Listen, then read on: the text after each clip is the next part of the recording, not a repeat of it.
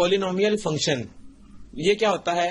A polynomial in x is an expression of the form a base n x power n plus a base n minus 1 x power n minus 1 plus so on plus a1 n x power 1 plus a not या a0।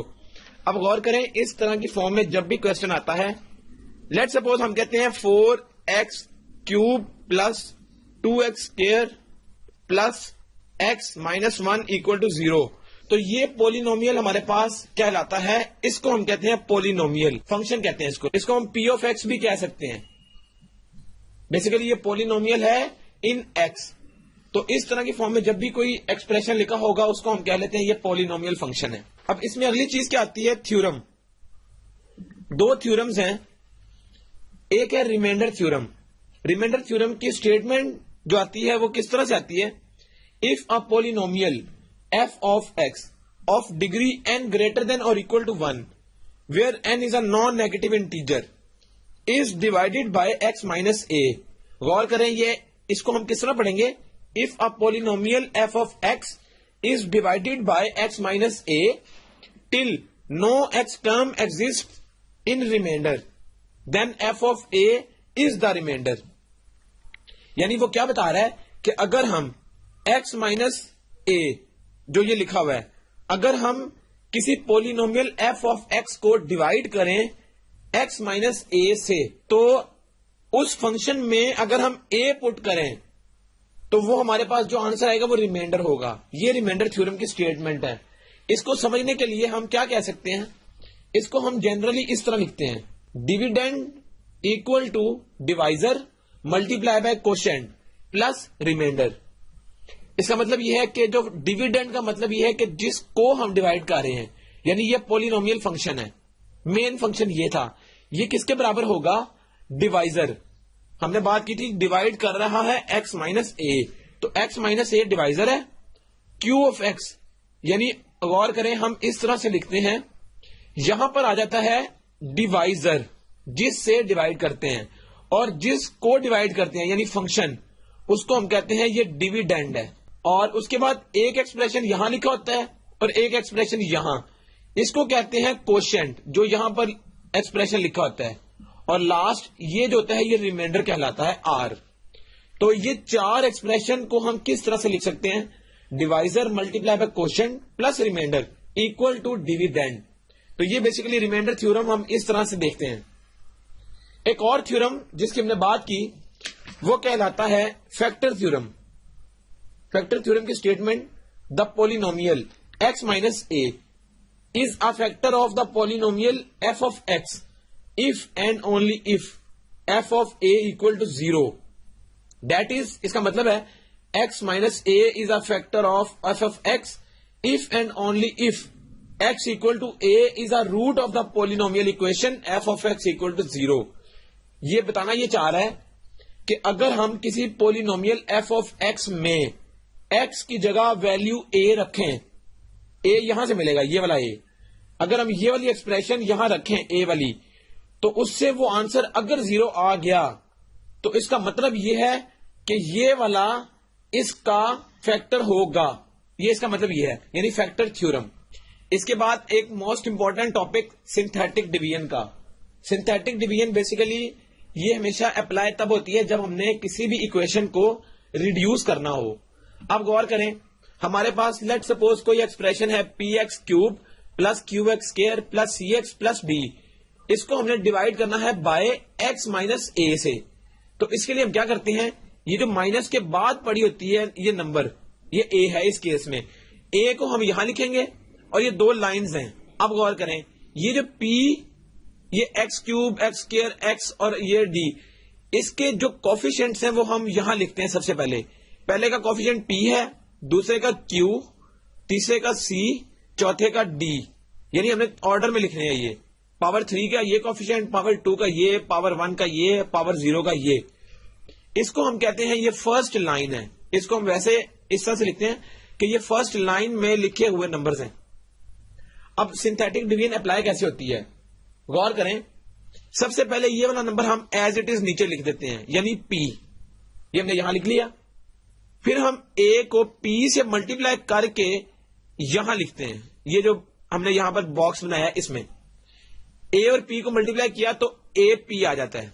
जब ये यहां आएगा तो इन दोनों को हम add करेंगे, ऐड करके हम यहां लिख लेंगे जो भी आंसर आएगा। उसके बाद क्या होगा, फिर हम इसको इससे मल्टीप्लाई करेंगे और इसको यहां लिख लेंगे, फिर इन दोनों को ऐड करके यहां लिख लेंगे। देन इसको और इसको मल्टीप्लाई करेंगे, ये वाले नंबर को, फिर मल्टीप्लाई करके जो भी आएगा उसको यहां लिख लेंगे इस बॉक्स में, और इन दोनों को ऐड करके फिर यहां लिख लेंगे। अब ये जो लास्ट रह गया, गौर करें, अगर यहां पर कुछ भी नंबर रह गया, ये है फर्स्ट लाइन, ये होती है सेकंड लाइन, और ये लास्ट होती है थर्ड लाइन। ये इनके नाम है। इस बॉक्स के अंदर जो लिखा जाता है, बेसिकली बॉक्स होता नहीं, लेकिन हमने वैसे ही बॉक्स इसको ड्रॉ कर लिया है। ये होता है रिमाइंडर और ये होता है कोशेंट, यानी ये जो नंबर होते हैं ये कोशेंट के लिए यूज होते हैं। अब सिंथेटिक डिवीजन का तरीका तो हमने सीख लिया, इसको भी हम एक्सरसाइज में अप्लाई करेंगे। एक्सरसाइज है 4.5, use remainder theorem to find the remainder when the first polynomial is divided by the second polynomial. तो गौर करें, जब फर्स्ट वाला सेकंड से डिवाइड होगा, इसका मतलब है वो पूछ रहा है कि हमने रिमाइंडर थ्योरम को अप्लाई करते हुए रिमाइंडर निकालना है। हमें पता है कि ये जो x+1 है, बेसिकली यहां से x क्या निकलेगा, x यहां से निकलता है -1। अब अगर हम इस पूरे ये वाला पहला वाला जो पोलिनोमियल है, इसको हम कह लेते हैं p ऑफ x, यानी x² + 3x + 7। ये पोलिनोमियल हमने इसको लेट कर लिया। अब हमें पता है कि x की वैल्यू -1 है और ये बेसिकली हमें रिमाइंडर देगा। अब हम x की जगह -1 अगर पुट करें तो ये क्या आएगा, -1 का स्क्वायर + 3 × -1 + 7। ये हमने -1 पुट कर लिया। -1 का स्क्वायर होता है 1, 3 और -1 -3 + 7।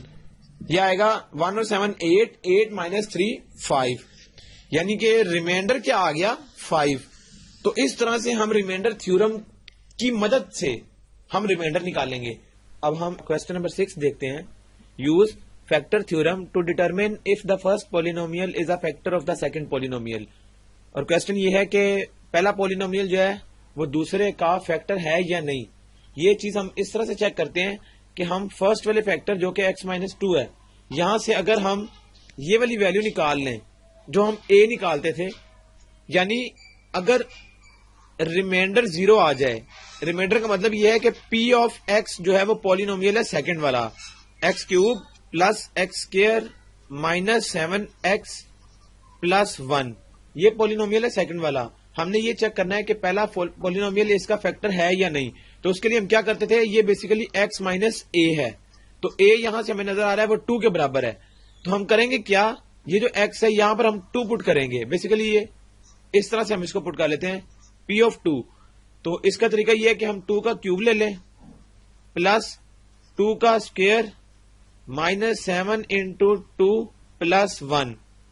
गौर करें, इसके बाद अगर हम इसको लिखना चाहें तो 2 का क्यूब होता है 8 प्लस 2 का स्क्वायर 4 -7 × 14 + 1। ये आएगा 8 और 4 12 -14 -2 + 1, ये -1 आ गया। अब गौर करें कि जब हमने इसमें वैल्यू 2 पुट की तो ये 0 के बराबर नहीं आ रहा, ये -1 आ रहा है।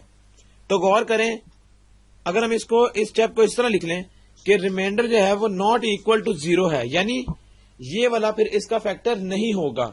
अगर ये इसका फैक्टर होता तो रिमाइंडर 0 के बराबर होता, जबकि हमें ये नजर आ रहा है कि रिमाइंडर -1 आ रहा है जो कि 0 के बराबर नहीं, तो इसका मतलब है नॉट अ फैक्टर। इसको फिर हम इस तरह से लिख लेंगे कि ये उसका फैक्टर नहीं है, जो पहला पॉलिनोमियल है वो दूसरे का फैक्टर नहीं है। इसके बाद आता है question number 10। When x⁴ + 2x³ + kx² + 3 is divided by x-2, the remainder is 1, find the value of k। गौर करें, उसने हमें अब सवाल थोड़ा सा चेंज दिया है पिछले क्वेश्चन की निस्बत। इसमें वक्त बता रहा है कि ये एक पॉलिनोमियल है x⁴ + 2x³ + kx² + 3 is equal to, ये उसने बता दिया कि जब हम इसको डिवाइड करते हैं x-2 से, यानी जब हम इस पॉलिनोमियल में 2 पुट करते हैं, इसका मतलब ये है, तो होता क्या है, द रिमाइंडर इज 1। बेसिकली ये रिमाइंडर ही देता है रिमाइंडर थ्योरम की वजह से। तो ये रिमाइंडर उसने खुद बता दिया कि ये क्या आएगा, 1 आएगा जब हम इस x की जगह 2 पुट करेंगे। तो गौर करें, हमने इस एक्सप्रेशन को इस फॉर्म में लिख लिया। हमने क्या किया, हमने क्वेश्चन ये पढ़ा कि ये पॉलिनोमियल है और ये पॉलिनोमियल इसमें पुट होता है, तो होगा क्या, रिमाइंडर 1 आएगा। अब गौर करें, ये पॉलिनोमियल है, रिमाइंडर आएगा 1 कब, जब x की जगह 2 पुट किया जाएगा, और वो 2 हमें यहां से मिल गया, तो 2 पुट करने से ये आ गया। अब अगर इसको हम सॉल्व करें, हमें वैल्यू चाहिए k की, तो गौर करें 2 का पावर 4 होती है 16 प्लस 2 का क्यूब होता है 8 into 2 16 plus k into 2 4 plus 3 equal to 1।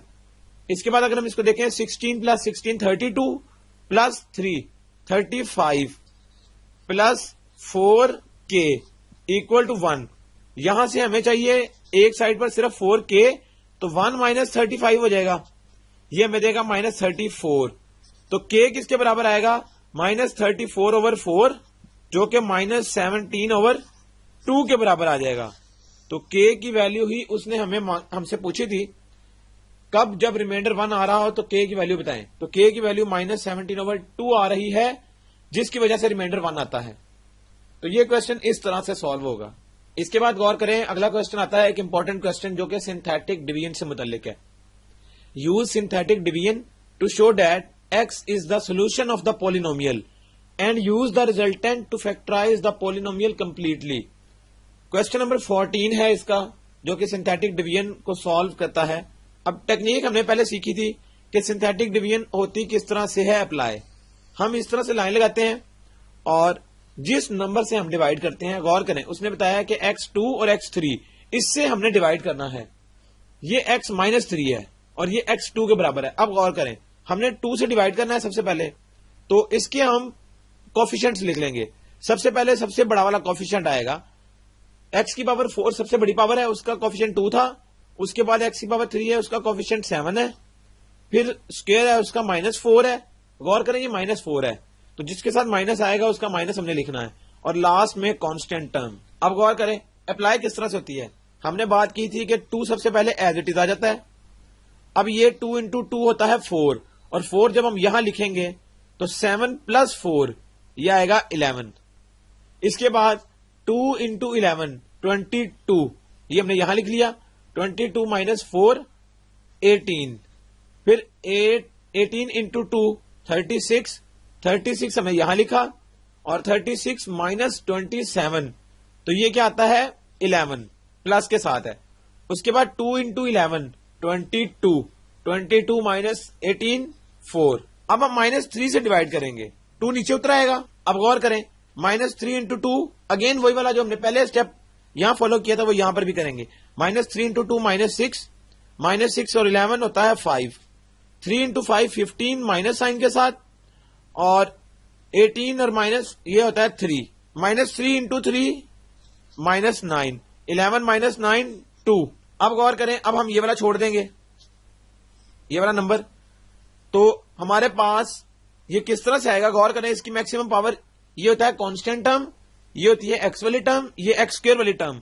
तो इसका मतलब है कि 2 आ जाएगा x स्क्वायर के साथ, प्लस 5 आ जाएगा x के साथ, प्लस 3 आ जाएगा कांस्टेंट इक्वल टू 0। तो एक फैक्टर हम यहां से भी निकाल सकते हैं, 2 और 3 होता है 5। अब गौर करें ये 5 है, तो कोई से 2 नंबर जिनको ऐड और सब्ट्रैक्ट करें तो 5x आए, और मल्टीप्लाई और डिवाइड करें तो 3 इंटू 2 6 आए। हमारे पास 2x स्क्वायर, वो 2 नंबर क्या है, एक 2x है और एक 3x है। गौर करें, अगर हम इन दोनों को ऐड करें तो 5x आता है, और अगर हम इन दोनों को मल्टीप्लाई करें तो वही 2x स्क्वायर इंटू 3 आता है। अब गौर करें, इन दोनों में से क्या कॉमन निकलता है, 2x, बचेगा क्या, x प्लस 1। यहां से 3 कॉमन निकलेगा, बचेगा क्या, x प्लस 1। अब दोनों में से x प्लस 1 कॉमन निकल आएगा, बचेगा क्या, 2x प्लस 3 इक्वल टू 0। यहां से x प्लस 1 इक्वल टू 0 और 2x प्लस 3 इक्वल टू 0 आ जाएगा। फिर इसके बाद x इक्वल टू -1 भी आ जाएगा, और ये आएगा x इक्वल टू -3/2। तो गौर करें, एक आंसर ये आ गया, एक ये आ गया, और दो उसने हमें ऑलरेडी बताए थे कि 2 भी आंसर x का और -3 भी।